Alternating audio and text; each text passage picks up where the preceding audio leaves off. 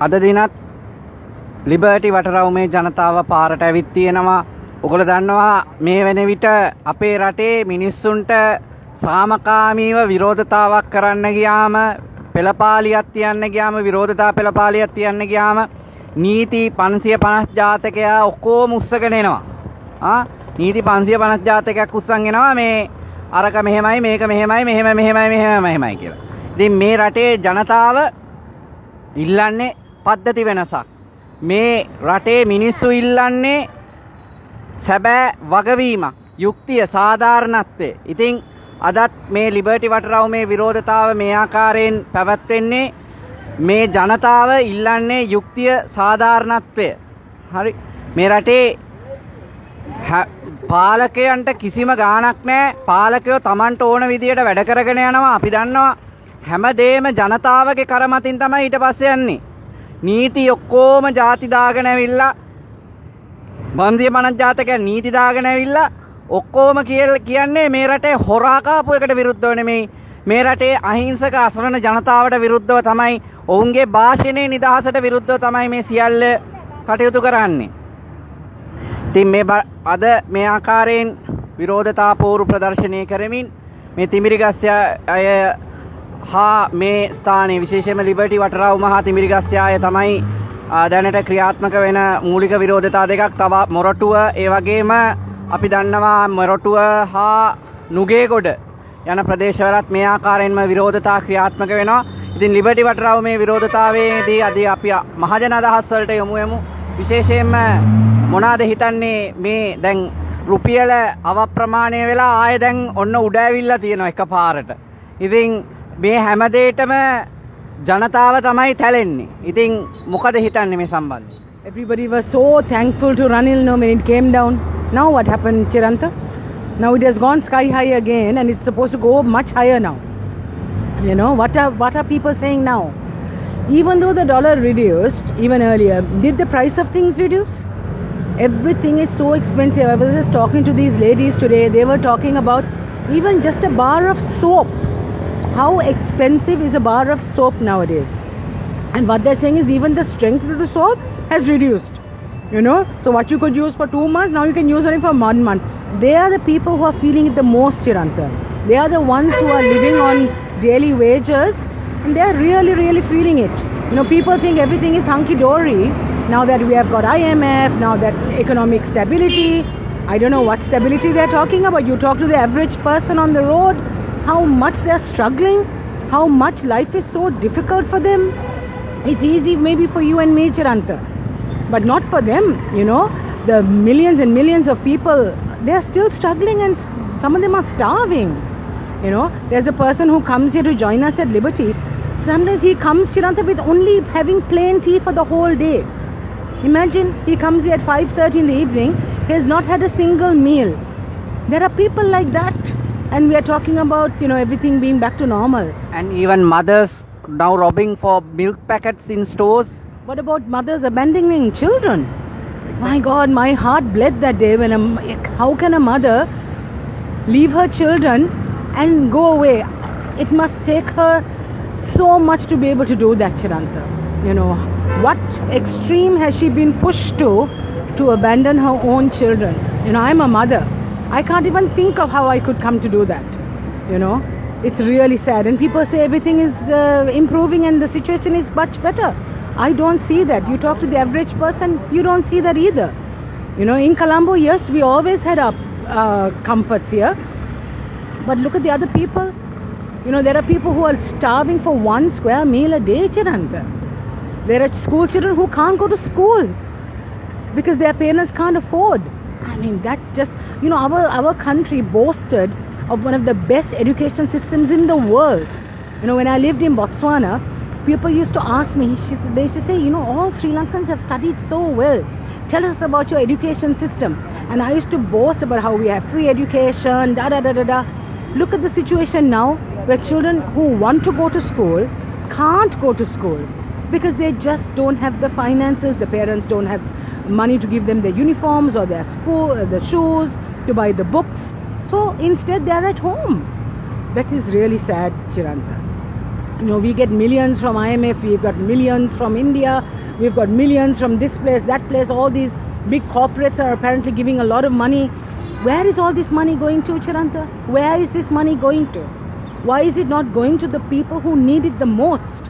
Where are the medicines? I know doctors who have cancelled all their surgeries. Why? Because they don't have the medicines to do it. They don't have the materials, anesthesia. They don't have those basic things, you know. Recently my husband's cousin passed away in the Kalabovila hospital. Why?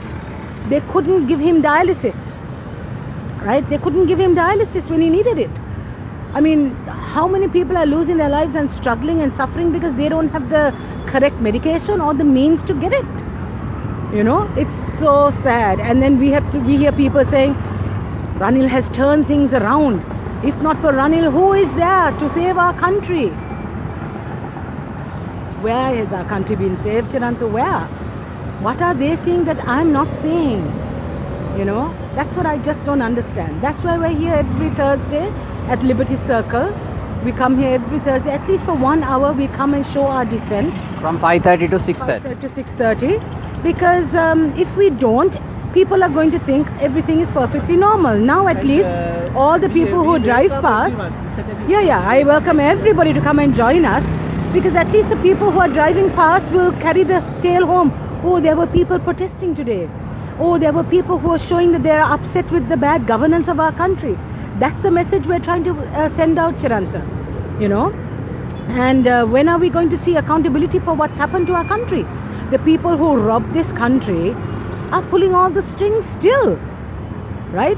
We had them hiding, we had them running for their lives, they fled the country. Now they're all back, you know, being honored, you know, being made presidents and heads of sectoral committees and what have you. I don't know what's happening. What is Ranil doing? Please show me one positive thing that Ranil has done. You know, that's what I'd like. I keep asking his people and they'll say, what about the fuel? I'm like, oh my God, so my 40 liters of fuel is supposed to be compensation for destroying this whole country? Ayyo. Anyway, Chiranta, I'm here to just show my dissent because I'm not happy with what's happening in my country. My fellow people are crying out. They're not being heard. You know, people are listening to advisors. Look at the type of advisors Ranil has. Each day we hear of another crazy person being appointed as an advisor.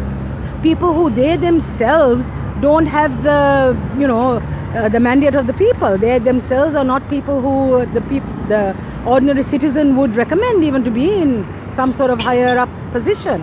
And here they are being advisors to the president. You know, I can just see things going from bad to worse, Chiranta. I can't see any light at the end of the tunnel. And that's what is worrying me. It's been 1 year now, 1 year since the Aragalayer, right? 1 year, and what have we got? We've just gone backwards. Just gone backwards. So we're here every Thursday to just show our dissent, to show that we want justice. Look at all the people who are facing injustices, who are facing suppression.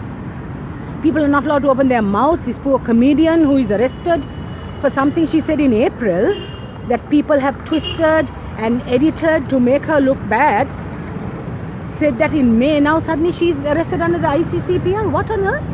And a poor man who is a vlogger who just shared her clip is also arrested. We all share things, Chiranta. We all share things all over the place. Are we all now going to be arrested under the ICCPR just for sharing something?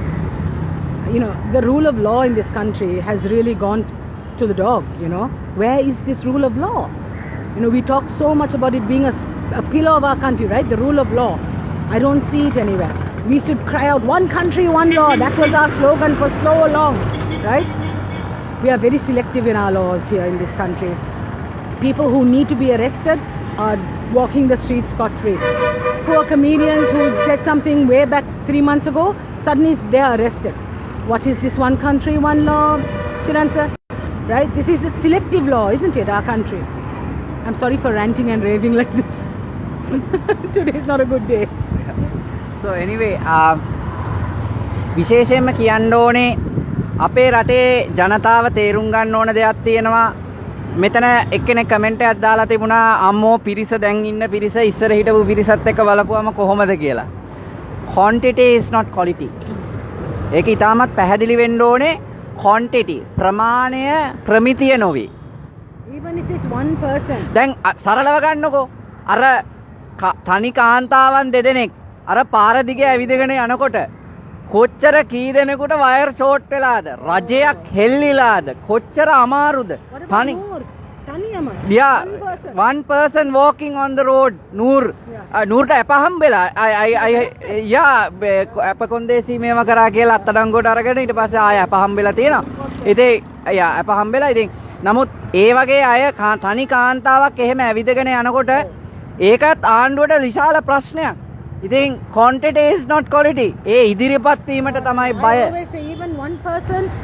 අපි මම හිටියා මාර්තු 31 අර ගෝකටගේ ගෙදර case එක ගිය වෙලාවේ ඒ මිරිහානේ උද්ඝෝෂණය මම උද්ඝෝෂ ඒ ගෙවල් ගණකට යනකොට මම හිටියේ නෑ නමුත් මුල් උද්ඝෝෂණය වෙලාවේ හිටියා. ඒ වෙලාවේ 6-7 දෙනයි හිටියේ පටන් ගන්නකොට වීඩියෝ එකක් දාන්න ලැජ්ජාවේ හිටියේ 6-7 දෙනයි හිටියේ. හරි. ඉතින් we came, the police chased us away, from the middle there. Yeah, they said, we were 5 people here and 200 policemen. Yeah. I mean, that's ridiculous. This is our taxpayers' money, right? That's going to... So we looked and said, the police have come for a protest that day. Yeah. And we were here to cheer them. Yeah. So anyway, we will be here every Thursday.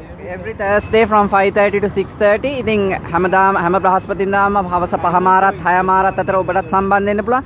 ජනතාව ලෙස අපිට දැන් තනි පුද්ගලයෙක් හැටියට ඔබටත් අයිතිය තියෙනවා පාරට අවිලා විරෝධතා ඉදිරිපත් කරන්න. ඒක තමයි ප්‍රජාතන්ත්‍රවාදය. ඒ හින්දා ඒ ඉදිරිපත් කරන කාරණාව හා ඉදිරිපත් කරන විදිය, ඒකේ අන්තර්ගතය, ඒකේ සන්දර්භය මේ සියල්ල බලලා තමයි මේ වයර් ෂෝට් වෙලා තියෙන ආණ්ඩුවල.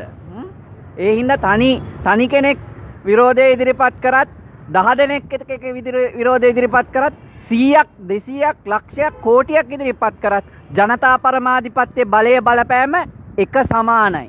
ශ්‍රේෂ්ඨාධිකරණයට තනි පුද්ගලයකට ගිහිල්ලා මේ රටේ නීතිය සම්බන්ධයෙන් කාරණාවක් වෙනස් කරගන්න, නීතියක් අභියෝග කරන්න තනි පුද්ගලයකට හැකි.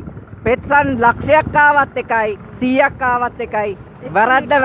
වැරද්ද ලෙස ඔප්පු කරන්න අවශ්‍ය වෙන්නේ එක පෙත්සමයි. ඉතින් එහෙමනම් ඒක සරලව තේරුම් අරගෙන වයර් ෂෝට් වෙලා ඉන්න කට්ටිය දිහා බලලා තේරුම් අරගෙන දැන් මේ අවස්ථාවේ මෙතන පොලිසිය ඇවිල්ලා ඉන්නවා නේ පොලිසිය ඉන්නවා අපිට වඩා පොලිසියෙන් ඇවිල්ලා ඉන්නවා අපිට වඩා ඉතින් ඇයි ඉතින් මේකේ තේරුම් ගන්න මේ අපි කරන්නේ මේ ආණ්ඩුවට මේ රට මේ විදියට ගෙනිච්ච අපේ මිනිස්සු නිහඬව හිටපු හින්දා අන්තිමේදී හැමෝටම කරුවලේ ඉන්න වුණා හැමෝටම තෙල් පෝලිං වල ඉන්න වුණා හැමෝටම ආර්ථික අර්බුදයට ලක් වෙන්න සිද්ධ වුණා. හරි. ඒ හින්දා තමන්ගේ වගකීම පුරවැසියන් හැටියට ඉටු කරන්න තමයි අපි මේ වේදිකාව හදලා තියෙන්නේ. ඔබටත් පුළුවන් තිබිරිගස්සේ ආයේ නුගේගොඩ ඒ වගේම මෙම ලිබර්ටි වටරවුම අසල ඒ වගේම මොරටුවේ and දැන් අපිට ගාල්ලෙත් තියෙනවා ඒ උද්ඝෝෂණ වලට සම්බන්ධ වෙලා ඔබේ වගකීම පුරවැසියෙක් හැටියට ඉටු කරන්න. මොකද මේක ඔබේ වගකීම. මේක මේ අතිරේක දෙයක් හැටියට දකින්න එපා. ඔබේ අනාගතය, ඔබේ දරුවන්ගේ අනාගතය සහතික කරගන්න සඳහා නීතිය, යුක්තිය, සාධාරණත්වය ඉල්ලන්න පාරට බහින එක වැරදිද කියලා අපි අහනවා. ඒක අවශ්‍ය නැති දෙයක්ද ඒක මේ අතිරේක දෙයක්ද කියලා අපි අහනවා. ඉතින් අපි සම්බන්ධ වෙමු. she's going to talk. Yeah. මේ අවස්ථාවේදී ජනතා අදහස් මොකද මේ දවස්වල දැන් ඔන්න ඩොලර් එක උඩ ඇවිල්ලා ආය එකපාරට යට ගිහිල්ලා දැන් ආය අද දවල් වෙද්දි ආය උඩ ඇවිල්ලා තියෙන ඉතින් බඩු මිල වල සහනයක් පේන්න තියනවාද? කිසිම සහනයක් නම් පේන්නේ නැහැ අපිට. ඉහළ යනවා පාල යනවා කියන හැමදාම එක තැන තමයි. ඕවා තමයි කියන්න තියෙන හැමදාම කියන ටික තමයි මිනිසුන්ට කියන්න තියෙන. අපිට ලයිට් බිල් ප්‍රශ්න, වතුර බිල් ප්‍රශ්න ආස උසට තියෙනවා. අපි එක්කෙනෙක් කුලි වැඩ කරලා කොහොමද ජීවත් වෙන්නේ? හරි අමාරුවෙන්. අපි ඒක තමයි මේ මාපාරට බෑලා අපිට ආසාවට නෙමෙයි. ඉන්නේ. NGO වලින් සල්ලි හම්බෙනවලුද ඔයගොල්ලන්ට? අපිට කිසිම දෙයක් අපිට නම් කිසිම රජයෙන් කියන කිසිම සානාධාරයක්වත් අපිට ලැබෙන්නේ නැහැ. අපිට ඕනේ නැහැ. නෑ මං කියන්නේ NGO වලින් ඔයගොල්ලන්ට වෙනම ගෙවීමක් කරනවද? අයියෝ. ගෙවීමට නෙමෙයි අපි ඇවිල්ලා ඉන්නේ. අපිට සාධාරණයක් කරන්න කියලා තමයි අපි කියන්නේ. ඔව් එතකොට දැන් අපි අනිත් කාරණාව මතක් කරන්න ඕනේ. මේ රටේ දැන් අපිට කියනවනේ NGO කියලා. NGO කියන කට්ටිය එතකොට අර ලක්ෂ සංඛ්‍යාතයක් ජනතාව පාරට ආවේ go home ගෝට කිව්වේ. මොන්ටරෝ එකේ ප්‍රාඩෝ එකේ පැජරෝ එකේ go home ගෝට ගාගෙන ගියේ. go home රාජපක්ෂස් ගෑවේ. ඒතර ඒ NGO සල්ලි වලටද? ඒතර NGO වලද මේ රට බංකොලොත් කරේ? රැක්කලි වෙන්න. අර මොකද ගූ පොහොර නැවට මේවා කරගෙන කාබනික පොහොර නාට ගමන් නටාගෙන යකා නටාගෙන රට බංකොලොත් කරගත්තේ IMF නොකිය NGOද? Gota NGOද? On your last live feed, somebody accused us of paying these ladies 1,500 rupees to come and stand here for 2 hours. That we are paying them, it seems, 1,500 rupees to come and stand here. Yeah. That is the biggest joke, you know. No, I mean, එහෙම හරි ගෙවනවා නම් මේ මිනිස්සුන්ට සහනයක් වෙන්න අනිත් ඔය ආණ්ඩුවට ගිහිල්ලා එන 1500 ගෙවලා මේගොල්ලොන්ට නොඑන්න තියාගන්න කියන්නේ. මේගොල්ලොන්ට වැඩි ගාණක් ගෙවලා නොඉන්න තියාගන්න කියන්නේ. එහෙම මොකද්ද මේ? දුප්පත් මිනිස්සෙකුට දැන් හරි අපි කියමුකෝ මෙතනට 100ක් ගෙනාවා කියලා 1500 ගාණේ ගෙවලා. එහෙම ගෙනාව නම් මෙච්චර සෙනගද අඩුවෙන් ඉන්න ඕනේද? එහෙනම් සල්ලි වියදම් කරනවා නම් ලක්ෂකමාර ගාණේ වියදම් කරලා ගේනවනේ 100ක් 200ක් හැමදාම. මොකද්ද මේකේ තේරුම? NGO අපිට සල්ලි දෙනවා නම් අපි ඕන තරම් මෙහෙ ගේන්න පුළුවන් නේ. ඕන තරම් කට්ටිය ගේන්න පුළුවන්. මොකද ලක්ෂකමාරක් කියන්නේ ඩොලර් කීයද? ලක්ෂකමාරක් කියන්නේ ඩොලර් කීයද? සරලව. මිනිස්සුන්ගේ නීතිය මේ බෝඩ් වල තියෙන දේවල් විසඳුවද කියලා බලන්නකෝ. මේ තියෙන මේ ප්‍රශ්න විසඳුවද? මේ බදු ප්‍රශ්න, එතකොට මේ භාෂණයේ නිදහසට ඇතිලා තියෙන ප්‍රශ්න විසඳුවද? විසඳලාද? ඔන්න මේවා විසඳලා නම් අපිට කියන්න අපේ නෑවිත් ඉන්න මේවා විසඳලා නම් මේ මිනිස්සුන්ව පීඩණයට ලක් කරන එක, මර්ධනයට ලක් කරන එක විසඳලා නම් අපි නෑවිත් ඉන්න පුළුවන්. අපේ රටේ මේ රට විනාශ කරපු බංකොලොත් කරපු දේශපාලකයන්ට එරෙහිව නීතිය ක්‍රියාත්මක කරලා නම් එන්න පුළුවන්. මොන හරි කියන්න කැමතිද අද? අද මේ කොහොමද මේ දවස්වල මේ ජීවන වියදම දැන් අඩු වෙලාද වැඩි වෙලා ඒක අපි එදත් කතා කරා. එතකොට මේ කොහොමද ජීවන වියදම නෙමෙයි ජීවන තත්ත්වය කොහොමද? ගිහිලා බඩුවල දැන් කඩෙන් කෑම කනකොට එහෙම කෑමවල ප්‍රමිතිය හොඳද? දැන් අපි දැක්කා මේ කෑමවල ප්‍රමිතිය එහෙම හොයනවා ආණ්ඩුව ගොඩක්. කෑමද කියන්නේ මම 20000ක් පඩි ගත්තා. 7-5ක්වත් නැහැ. මොකද බඩු වල ගණන් වල කන්නේ කොහොමද අපි ජීවත් වෙන්නේ? ඔයා 20000ක පඩියකින් ජීවත් වෙන්නේ. කෙලේ හැමදාම ගියොත් නැත්තම් 13යි 12 එහෙම හම්බ වෙන්නේ. අර හැමදාම ගියොත් මඩම එතකොට ලයිට් බිල් 13000ක් වෙලා තියෙනවා. වතුර බිල 6000යි. ඒක අපි වතුර බිල ගන්න කණ්ඩ දැව බොන්න මත ජීවන අපිට ජීවත් වෙන්න බොහොම අමාරුයි. කියන්නේ මේ බීරම වැඩි එළවලුවක් කන්න බෑ මිනිස්සුන්ට. මාළු මස් ටිකක් කන්න බෑ මිනිස්සුන්ට. ලේට් එකට පිටිපැකටක් ගින් දෙන්න පිටිපැකට බොන්න පුළුවන් මිනිස්සුන්ට. පිටිපැකට් උගල 1000 ගානයි. මම එදා පිටිපැකට් ඒක පිටි 400ක් පොඩ්ඩයි. ගෝතන් තුන්ක භාගයයි තියෙන 400 පැකට් එක. ඒකත් අඩු. ඒක කිරි නෙවෙයි දිය තේවට දාම දියම දිය රහයි. මේගොල්ලෝ මොනවාද? ප්‍රමිතිය අඩුයි ඒ කියන්නේ ආහාරවල. කොහොම බාල බඩුද අපිට දෙන්නේ. ඔයාට තේරෙන අනුව. එතකොට මොනවාද කියන්නේ ජීවන වියදම අඩු කරම් ඔක්කොම කියන්නේ වැඩි කර දෙන්න වැඩි මොනවාද අපේ මේ ජීවන අපි මොනවාද ඡානිය දීලා තියෙන්නේ අපිට පල්ලියට ගහුවා ඒක කිසිම දෙයක් නැහැ. බෝම්බ ප්‍රහාරය, පාස්කු ප්‍රහාරය. මිනිස්සු තවත් අයි රනිල් කිව්වනේ දැන් මේ ළඟදී UK යනවායි කිව්වා. ආයේ එංගලන්තේ ගිහිල්ලා ස්කොට්ලන්ඩ් යාඩ් එක අරන් ගිහින් දන්නේ රනිල්. ගහේ දාන්නේ නැහැ. ඒකන කියන්න බෑ මොනාගෙන මොන නාස්ති කරලා අරන් ගිහින් දන්න මොකෙක් හරි. එතකොට මේ රනිල් මම නම් කියන්නේ මේක මහින්දර පවුල නම් අපිට අපි කියන ඉක්මන ඡන්දයක් තියලා මොනවා තීරමක් විසඳුමක් ගන්න කියලා අපි කියන්නේ ඉල්ලා සිටිනවා. බොහොම ස්තුතියි. ඔය කියන්නේ ඇත්තටම ඡන්දයක් තියන්න. ඇයි මේ ඡන්දයක් නොතියන්නේ? හරි දැන් ඩොලර් එක දැන් රුපියල ශක්තිමත් වෙලා දැන් රුපියල ශක්තිමත් වෙලා මේ සියල්ල සිද්ධ වෙලා දැන් IMF බේලවුට් එක ලැබිලා අපිට ADB එකෙන් ආසියානු සංඝාතයට බැංකුවේ තවත් ඩොලර් හම්බෙලා මේ ඔක්කොම තියෙද්දි ඇයි මේ ඡන්දේ තියන්න බැරි ඇයි? බදු වැඩි කරලා සියල්ල රාජ්‍ය ආදායම රැකගෙන දැන් මේ වාහන ආනයනය ලබා දෙන්නත් කටයුතු කරන්න මේ ඉන්නවා. දන්නවනේ චිරන්ත ඇයි ඡන්දේ දාන්නේ නැහැ කියලා. අපි දන්නවනේ. දැම්මොත් යන එනවන්නේ. යන එනවන්නේ කියලා බයයි. කමෙන්ට් වල හැබැයි රඟනවා. අර කට්ටිය කමෙන්ට් වල රඟලා කියයි පුළුවන් නම් සෙනග කියලා. හරි මෙතන සෙනග නැත්තම් ඡන්දේ තියන්නකෝ. ඡන්දේ තියන්න. හරි දැන් මෙතන සෙනග අඩුයි කියමුකෝ. I came to power. You think I'm going to keep elections? අම්මෝ පුටුව රත් වෙනවා ඒගොල්ලෝ කතා කරනකොට. එවනම් අපි ඉල්ලන්නේ මැතිවරණය පද්ධති වෙනසක්. අංකල්ට මොනවාරි කියන්න ඕනද?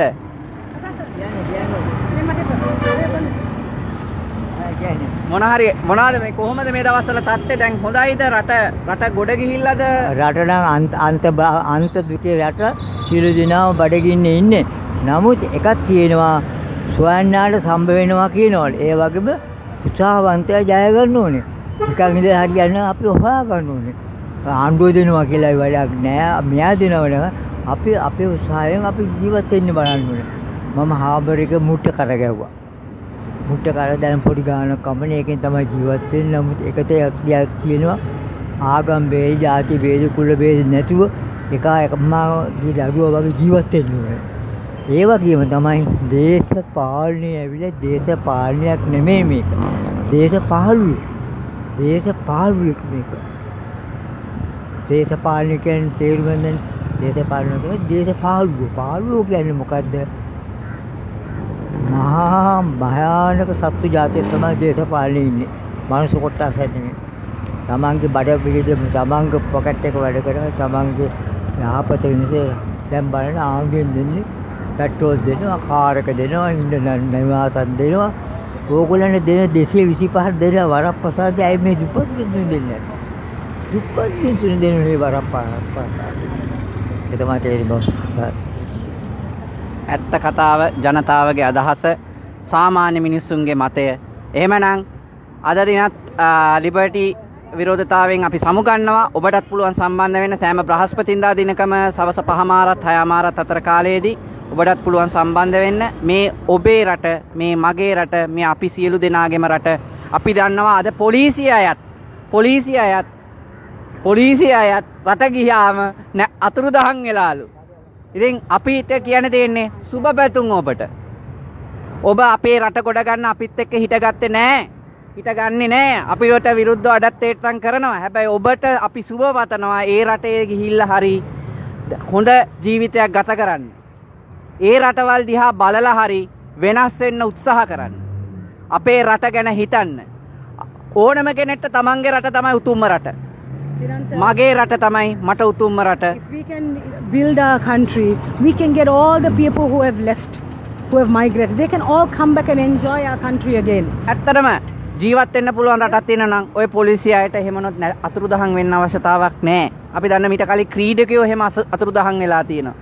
අපිට ජීවත් වෙන්න පුළුවන් රටක් අපි ඉල්ලන්නේ. රට ගිහිල්ලා පැනලා යන්න නෙමෙයි අපි ඉල්ලන්නේ. අපිට රට යන්න අවශ්‍යතාවක් තියෙනවා. අපිට ඕන තරම් හැකියාව තියෙනවා යන්න.